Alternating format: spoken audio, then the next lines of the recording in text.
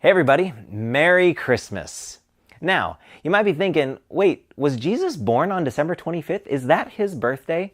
And if we look at the historical evidence, it kind of seems like that's not the case, that Jesus probably wasn't born in December, especially because some of the things in the accounts indicate that there were shepherds out with their flocks at night, which is kind of not a thing that you do in the middle of winter.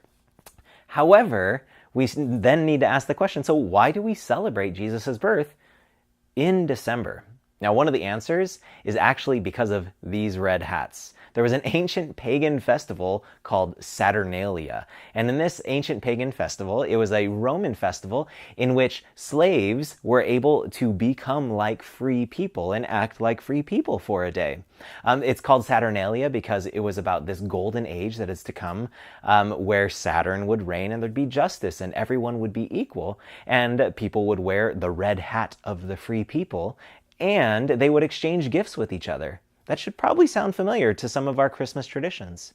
Or if you listen to some of those Christmas carols and it talks about Yuletide. Yule is actually a Germanic religion. Yule is a Germanic religious festival in which they celebrated the winter solstice. And it would be this crazy long party, and evergreen trees like the pine trees, like the Christmas trees that we had, would feature prominently because they would show there's life even in the middle of winter.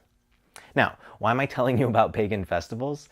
I'm telling you about these things because Christmas, when we celebrate Christ at Christmas time, what we get to do is take these old symbols that belong to other religions, that belong to other ideologies, and redeem them with the truth of the gospel.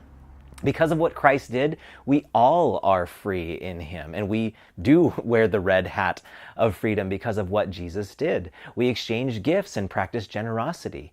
Like the festivals of Yule, we celebrate the fact that in the middle of winter, in the middle of humanity's darkest night, life was able to be brought forth, to spring forth out of that dark place. There's one important day in Saturnalia actually called the Day of the Sol Invictus, which is the day when the days would get slightly longer, usually around December 25th. And it's the day of the conquering sun, like the ball of light in the sky. But what we as Christians get to celebrate this time of year is also acknowledge that even though things were the darkest, we can celebrate the conquering Son, the Son of God, the one who came and conquered all of the darkness that the world had to offer through his own sacrificial death. And we get to see the beginning of it when we celebrate this little baby in a manger coming to rescue us all.